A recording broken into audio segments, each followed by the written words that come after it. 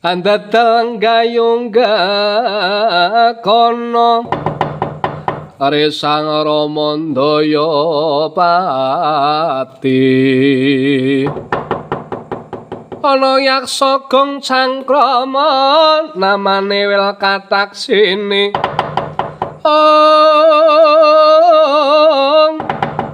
jajagi jroning lare badha kolam tanpa tuwa mina-mina jo samudra mila gogo saben hari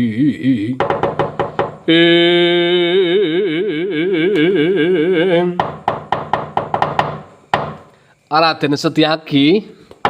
wonten dawuh sabda paramandika Kakang Anoman lerem sawetawis anggenipun paduka Raden Setyaki dalah kula nampi dawuhipun Sinuwun Dawarawati anggenipun ngawat-awati anggara Samba Wisnu Brata gayuh tumedhaking wahyu cakraning rat menika Raden.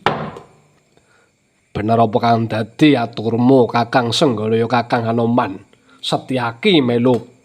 bombong kawuran mongkok dene nom-nomaning praja Dwarawati kemo kersa gegladi tirakating batin Kakang Anoman nggih. Boten paduka Raden Setyaki ingkang bombong kawuran bengah kula menika nggih nderek mongkok manehipun Raden awit sinten malih boten wonten kali tiga ingkang badhe ngentosi palungguhanipun Sinuwun Dawarawati nggih menika gadang-gadang kalian Kang Putra Anggara Samba Wisnu Brata pramila anggenipun tapa wonten ing wana Winangsraya kedadipun jagi sarang-sarang menapa ing dados rahayunipun wonten wirangipun Samba ingkang kewirangan boten namung panjenengan nggih kula nderek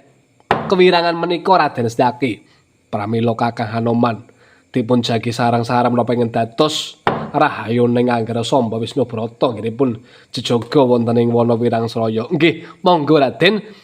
wonten tetembungan tiang seneng boten kirang pengalem monggo tiang ingkang boten remen boten kirang penyacat kalian Anggara Samba Wisnu Brata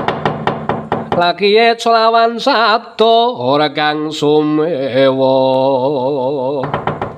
kekereng pasewakan